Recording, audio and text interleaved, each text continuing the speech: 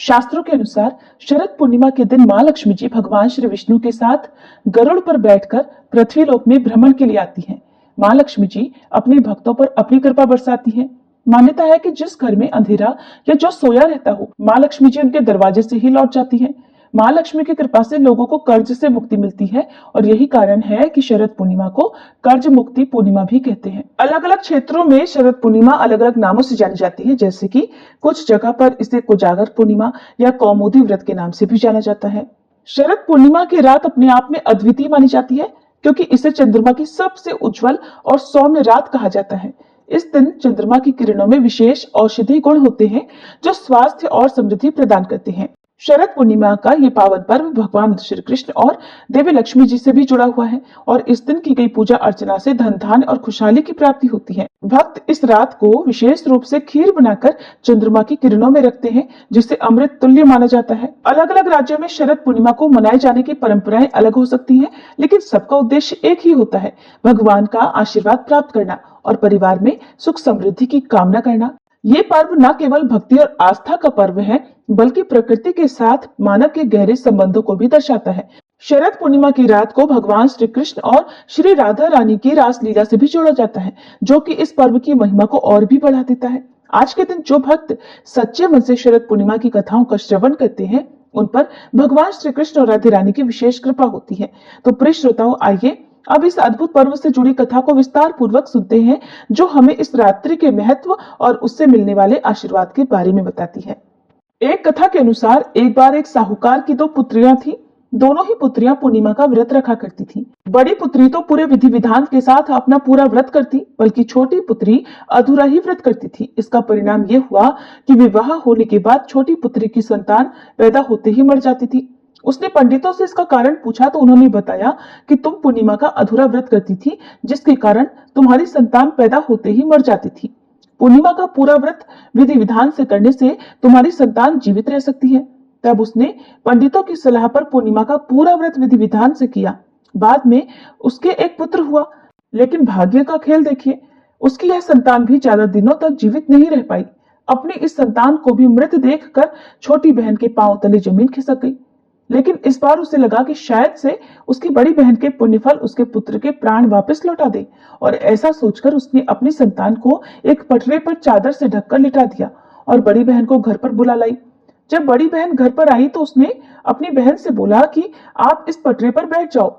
जैसे ही बड़ी बहन बैठने लगी, उसका पल्लू उस मृत शिशु के शरीर को स्पर्श कर गया, जिससे वह रोने लगा। उस नन्हे से शिशु को रोता देखकर बड़ी बहन को बड़ा क्रोध आया और वह मारे क्रोध में बोली कि बहन, तुम मुझसे कैसा पाप करवाने जा रही थी? अगर मेरे बैठने से इस बच्चे को कुछ हो जाता तो? ये सुनकर छोटी बहन बोली, अरे दीदी, ये तो पहले से ही मृत था, ये तो आपके भाग्य से जीवित हुआ है। आपने हमेशा शरद पूर्णिमा का व्रत विधि पूर्वक किया है और ये उसका ही फल है कि आपके पल्लू के स्पर्श मात्र से ही मेरी संतान फिर से जीवित हो गई है। इस प्रकार छोटी बहन की संतान को नया जीवन दान मिला, और जब यह समाचार नगर के राजा को मिली तो उसने पूरे नगर में ढिंढोरा पिटवा दिया और सबको इस पावन व्रत को करने की सलाह दी। तभी से लोगों की श्रद्धा इस व्रत में निहित है और भक्त अपने भाग्य को जागृत करने के लिए इस व्रत को पूरी श्रद्धा से करते हैं। शरद पूर्णिमा से जुड़ी एक व्रत कथा को भगवान श्री कृष्ण ने एक बार अपनी मैया यशोदा को भी सुनाया था। एक बार मैया यशोदा के पूछने पर भगवान श्री कृष्ण ने उनसे पूर्णिमा की जो कथा कही, उसे अब आप सब भी श्रद्धायुक्त होकर अपने भाग्योदय के लिए पूरा अवश्य सुनिएगा। द्वापर युग में एक समय की बात है। यशोदा जी ने श्री कृष्ण से कहा, हे कृष्ण, तुम सारे संसार के उत्पन्न करता, पालन करता और उसके संहार करता हो। आज कोई ऐसा व्रत मुझसे कहो जिसके करने से मृत्युलोक में स्त्रियों को विधवा होने का भय न रहे, और ये व्रत सभी मनुष्यों की मनोकामनाएं भी पूर्ण करने वाला हो। तब श्री कृष्ण कहने लगे, हे माता, आपने अति सुंदर प्रश्न किया है। मैं आपसे ऐसे ही व्रत को विस्तार पूर्वक कहता हूँ। सौभाग्य की प्राप्ति के लिए स्त्रियों को 32 पूर्णमासियों का व्रत करना चाहिए। इस व्रत के करने से स्त्रियों को सौभाग्य संपत्ति मिलती है। ये व्रत अचल सौभाग्य देने वाला और भगवान शिव के प्रति मनुष्य मात्र की भक्ति को बढ़ाने वाला है। तब यशोदा जी कहने लगी, हे कृष्ण, सबसे पहले इस व्रत को मृत्युलोक में किसने किया था? इसके विषय में भी मुझे विस्तार पूर्वक बताओ।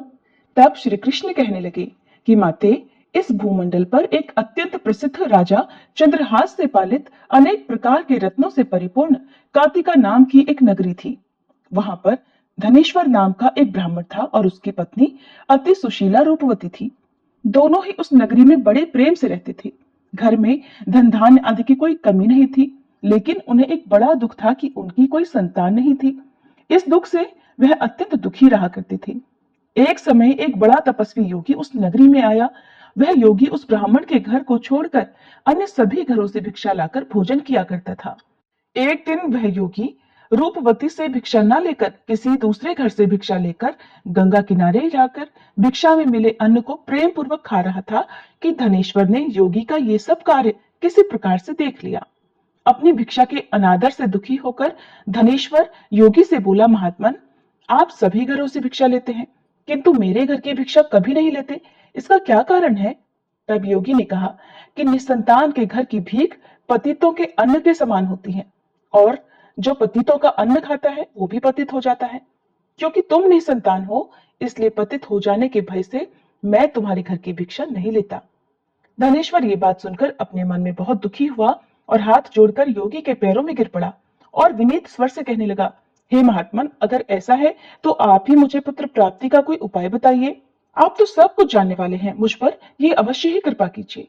धन की मेरे घर में कोई कमी नहीं, किंतु कोई पुत्र न होने के कारण मैं अत्यंत दुखी हूँ। आप मेरे इस दुख को दूर करें। यह सुनकर योगी कहने लगे, हे ब्राह्मण, तुम देवी चंडी की आराधना करो। फिर घर आकर उसने अपनी पत्नी से सारा वृतांत कहा और खुद तपस्या करने के लिए वन में चला गया। वन में जाकर उसने देवी चंडी की उपासना की और उपवास किया। चंडी देवी ने 16वें दिन उसको स्वप्न में दर्शन दिए और कहा, हे धनेश्वर, जा तेरे पुत्र होगा, परंतु वह 16 वर्ष की आयु में ही मृत्यु को प्राप्त हो जाएगा। अगर तुम दोनों पति पत्नी 32 पूर्णमासियों का व्रत विधि पूर्वक करोगे तो वह दीर्घायु होगा। जितनी तुम्हारी सामर्थ्य हो आटे के उतने दिए बनाकर शिव जी का पूजन करना, किंतु पूर्णमासी को 32 की संख्या पूरी हो जानी चाहिए। प्रातः काल होने पर इस स्थान के पास ही तुम्हें आम का एक वृक्ष दिखाई देगा। उस पर चढ़कर तुम एक फल तोड़कर जल्दी अपने घर चले जाना और अपनी पत्नी से सारा वृतांत कहना। ऋतु स्नान के बाद वह स्वच्छ होकर श्री शंकर जी का ध्यान करके उस फल को खा लेगी। तब शंकर भगवान की कृपा से उसको गर्भ ठहर जाएगा। जब वह ब्राह्मण प्रातःकाल उठा तो उसने उस स्थान के पास ही आम का एक वृक्ष देखा, जिस पर अत्यंत सुंदर आम का एक फल लगा हुआ था। ब्राह्मण ने उस आम के वृक्ष पर चढ़कर फल को तोड़ने का प्रयास किया, किंतु वृक्ष पर कई बार प्रयास करने पर भी वह नहीं चढ़ पाया। अब तो ब्राह्मण को बड़ी चिंता हुई। तब वह विघ्न विनाशक श्री गणेश जी की वंदना करने लगा कि हे दयानिधे, अपने भक्तों के विघ्नों का नाश करके उनके मंगल कार्य को करने वाले, दुष्टों का नाश करने वाले, रिद्धि सिद्धि के देने वाले, आप मुझ पर कृपा करें। प्रभु, मुझे इतना बल दे कि मैं अपने मनोरथ को पूर्ण कर सकूं। इस प्रकार सच्चे मन से गणेश भगवान की प्रार्थना करने पर वह भगवान की कृपा से वृक्ष पर चढ़ गया। वृक्ष पर से फल तोड़कर उसने घर आकर अपनी पत्नी को वह फल लाकर दे दिया और उसकी पत्नी ने अपने पति के कहे अनुसार उस फल को खा लिया और वह गर्भवती हो गई। देवी चंडी की असीम कृपा से उसे एक अत्यंत सुंदर पुत्र हुआ, जिसका नाम उन्होंने देवीदास रखा। माता पिता के हर्ष और शोक के साथ वह बालक शुक्ल पक्ष के चंद्रमा की तरह अपने पिता के घर में पढ़ने लगा। देवी की कृपा से वह बालक बहुत ही सुंदर, सुशील और विद्या में बहुत निपुण हो गया। देवी की आज्ञा अनुसार उसकी माता ने 32 पूर्णमासी का व्रत रखना आरंभ कर दिया, जिससे उसका पुत्र बड़ी आयु वाला हो जाए। 16वां वर्ष लगते लगते देवीदास के माता पिता को बड़ी चिंता हो गई कि कहीं उनके पुत्र की इस वर्ष मृत्यु न हो जाए। इसलिए उन्होंने अपने मन में विचार किया कि अगर ये दुर्घटना उनके सामने हो गई तो वे कैसे सहन कर सकेंगे। इसलिए उन्होंने देवीदास के मामा को बुलाया और कहा, हमारी इच्छा है कि देवीदास 1 वर्ष तक काशी में जाकर विद्या अध्ययन करे और उसको तुम अकेला कभी नहीं छोड़ना। इसलिए तुम साथ में जाओ और 1 वर्ष के बाद इसको वापस लौटा लाना। सारा प्रबंध करके उसके माता पिता ने काशी जाने के लिए देवीदास को एक घोड़े पर बिठाया और उसके मामा को उसके साथ कर दिया। किंतु बालक के अल्पायु होने की बात बालक को या उसके मामा को नहीं कही। धनेश्वर ने अपनी पत्नी के साथ मिलकर अपने पुत्र की मंगल कामना और दीर्घायु के लिए देवी भगवती की आराधना और पूर्णमासियों का व्रत आरंभ कर दिया। इस प्रकार बराबर 32 पूर्णमासी का व्रत पूरा किया। कुछ समय बीतने के बाद एक दिन वह दोनों मामा और भांजे रास्ते में रात बिताने के लिए किसी ग्राम में ठहरे हुए थे। उस दिन उस गांव में एक ब्राह्मण की अत्यंत सुंदरी, सुशीला, विदुषी और गुणवती कन्या का विवाह होने वाला था। जिस धर्मशाला के अंदर वर और उसकी बारात ठहरी हुई थी, उसी धर्मशाला में देवीदास और उसके मामा भी ठहरे हुए थे। संयोगवश कन्या को तेल आदि चढ़ाकर मंडप आदि का कर्म किया गया तो लग्न के समय वर को धनुर्वात हो गया। वह हिलने डुलने और चलने में बिल्कुल असमर्थ हो गया।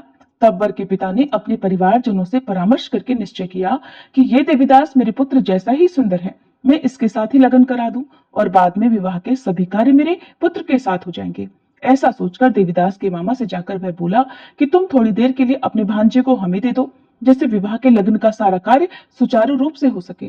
तब उसका मामा कहने लगा कि जो कुछ भी मधुपर्क आदि कन्यादान के समय वर को मिले वो सब हमें दे दिया जाए तो मेरा भांजा इस बारात का दूल्हा बन जाएगा। ये बात वर के पिता ने स्वीकार कर ली और तब मामा ने अपना भांजा वर बनने को भेज दिया और उसके साथ विवाह के सभी कार्य रात में विधि पूर्वक संपन्न हो गए। पत्नी के साथ वह भोजन नहीं कर सका। दुखी मन से वह सोचने लगा कि न जाने ये कैसी स्त्री होगी। वह एकांत में इसी सोच में पड़ा हुआ था कि उसकी आंखों में आंसू भी आ गए। तब उसकी पत्नी ने पूछा कि क्या बात है, आप इतने उदासीन और दुखी क्यों हो रहे हैं। तब उसने वो सारी बातें जो वर के पिता और उसके मामा में हुई थी वधु को बता दी। तब वह वधु कहने लगी कि यह ब्रह्म विवाह के विपरीत कैसे हो सकता है। देव, ब्राह्मण और अग्नि के सामने मैंने आपको ही अपना पति बनाया है, इसलिए आप ही मेरे पति हैं। मैं आपकी ही पत्नी रहूंगी, किसी अन्य की बिल्कुल नहीं।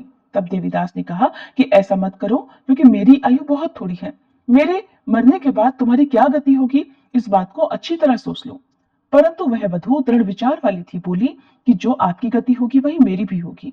हे स्वामी, आप उठिए और भोजन कीजिए, आप निश्चय ही भूखे होंगे। तब देवीदास और उसकी पत्नी ने मिलकर भोजन किया और रात में वे सो गए। प्रातःकाल देवीदास ने अपनी पत्नी को 3 नगों से जड़ी हुई एक अंगूठी और एक रुमाल दिया और बोला, प्रिय, इसे संकेत समझकर रखो और शांत हो जाओ। मेरा स्मरण और जीवन जानने के लिए एक पुष्प वाटिका बना लो, उसमें सुगंधी वाली एक नव मल्लिका लगा लो। उसको हर दिन जल से सींचना और आनंद के साथ खेल कूदना और उत्सव मनाना। जिस समय और जिस दिन मेरी मृत्यु का होगा ये फूल सूख जाएंगे और जब ये फिर से हरे भरे हो जाए तो समझ लेना कि मैं जीवित हूँ। ये बात निश्चय करके समझ लेना और इसमें कोई संशय मत करना। ऐसा समझा बुझाकर वह चला गया। प्रातःकाल होते ही वहां पर गाजे बाजे बजने लगे। जिस समय विवाह के कार्य समाप्त करने के लिए वर तथा सब बाराती मंडप में आए तो कन्या ने वर को भली प्रकार से देखकर अपने पिता से कहा कि ये मेरा पति नहीं है। मेरा पति वही है जिसके साथ रात में मेरा विवाह हुआ था। इसके साथ तो मेरा विवाह ही नहीं हुआ। अगर ये वही है तो बताए कि मैंने इसको क्या दिया था और रात में हमारे बीच में क्या गुप्त बातें हुई थी, वो सब बताई। पिता ने उसके कहे अनुसार वर को बुलवाया। कन्या की सारी बातें सुनकर वह कहने लगा कि मैं कुछ नहीं जानता। इसके बाद वह लज्जित होकर अपना समूह लेकर चला गया और सारी बारात भी अपमानित होकर वहां से लौट गई। भगवान श्री कृष्ण आगे बोले, हे माते, इस प्रकार देवीदास काशी विद्या पढ़ने के लिए चला गया। जब कुछ समय बीत गया तो काल से प्रेरित होकर एक सांप रात के समय उसको डसने के लिए वहां पर आया। उस विषधर के प्रभाव से उसके बिस्तर के चारों ओर से विष की ज्वाला से वह बिस्तर विषैला हो गया, परंतु वृतराज के प्रभाव से उसको वह सांप काट नहीं पाया, क्योंकि पहले ही उसकी मां ने 32 पूर्णमासी का व्रत कर रखा था। इसके बाद मध्याह्न के समय स्वयं काल वहां पर आया और उसके शरीर से उसके प्राणों को निकालने का प्रयास करने लगा, जिससे वह मूर्छित होकर धरती पर गिर पड़ा। भगवान की कृपा से उस समय देवी पार्वती जी के साथ श्री शंकर जी वहां पर आ गए। उसको मूर्छित दशा में देखकर देवी पार्वती ने भगवान से प्रार्थना की, हे प्रभु, इस बालक की माता ने पहले 32 पूर्णमासी का व्रत किया था, जिसके प्रभाव से हे भगवान अब आप इसको प्राणदान दे दीजिए। देवी के कहने पर भक्त वत्सल भगवान ने उस बालक को प्राणदान दे दिया। इस व्रत के प्रभाव से काल को भी पीछे हटना पड़ा और देवीदास स्वस्थ होकर बैठ गया। उधर उसकी पत्नी उसके काल की प्रतीक्षा किया करती थी। एक दिन उसने देखा कि उस पुष्प वाटिका में पत्र पुष्प कुछ भी नहीं रहे, सब कुछ सूख कर नष्ट हो गए हैं, तो उसे बड़ा आश्चर्य हुआ। किंतु कुछ ही क्षण में वह सब वाटिका पहले की तरह हरी भरी हो गई। तब वह समझ गई कि उसके पति पुनर्जीवित हो गए हैं। ये देखकर वह बहुत प्रसन्न होकर अपने पिता से कहने लगी, पिताजी, मेरे पति जीवित हैं, आप उनको ढूंढिए। जब 16वां वर्ष बीत गया तो देवीदास भी अपने मामा के साथ काशी से वापस अपने घर के लिए चल पड़ा। इधर उसके ससुर उसको ढूंढने के लिए घर से जाने ही वाले थे कि वह दोनों मामा भांजा वहीं पर आ गए। उसको आया देखकर उसका ससुर बड़ी प्रसन्नता के साथ उसे अपने घर में ले गया। उस समय नगर के निवासी भी वहां इकट्ठा हो गए और फिर सब ने निश्चय किया कि अवश्य ही इस बालक के साथ इसी कन्या का विवाह हुआ था। उस बालक को जब कन्या ने देखा तो पहचान लिया और कहा कि ये तो वही है जो संकेत करके गए थे। फिर सब कहने लगे कि भला हुआ जो ये आ गया, और तब सब नगरवासियों ने खूब आनंद मनाया। कुछ दिन के बाद देवीदास अपनी पत्नी और अपने मामा के साथ अपने ससुर के घर से बहुत सारा उपहार लेकर अपने घर की ओर चल पड़ा। जब वह अपने नगर के निकट गया तो कई लोगों ने उसे देखकर उसके माता पिता को पहले ही जाकर सूचना दे दी कि तुम्हारा पुत्र देवीदास अपनी पत्नी और मामा के साथ आ रहा है। ऐसा सुनकर पहले तो उन्हें विश्वास ही नहीं हुआ, किंतु जब और लोगों ने भी आकर उनकी बात का समर्थन किया तब उन्हें बड़ा आश्चर्य हुआ। इतने में ही देवीदास भी अपने घर पहुंच गया और देवीदास ने अपने माता पिता के चरणों में सिर रखकर प्रणाम किया और उसकी पत्नी ने भी अपने सास ससुर के चरणों को स्पर्श किया। तो माता पिता ने अपने पुत्र और पुत्र वधू को अपने हृदय से लगा लिया और सबकी आंखों से प्रेम के आंसू बहने लगे। अपने पुत्र और पुत्र वधू के आने की खुशी में धनेश्वर ने बड़ा भारी उत्सव किया और ब्राह्मणों को भी बहुत सी दान दक्षिणा देकर प्रसन्न किया। भगवान श्री कृष्ण कहने लगे, माते, इस प्रकार धनेश्वर 32 पूर्णमासियों के व्रत के प्रभाव से पुत्रवान हो गया। जो भी स्त्रियां इस व्रत को करती हैं, वे जन्म जन्मांतर में भी वैधव्य का दुख नहीं भोगती और सदैव सौभाग्यवती रहती हैं। ये मेरा वचन है, इसमें कोई संदेह नहीं। यह व्रत पुत्र पौत्रों को देने वाला तथा संपूर्ण मनोकामनाओं को पूर्ण करने वाला है। 32 पूर्णमासियों के व्रत करने से व्रती की सारी इच्छाएं भगवान की कृपा से पूर्ण हो जाती हैं। कथा समाप्त। प्रेम से बोलिए श्री कृष्ण भगवान की जय।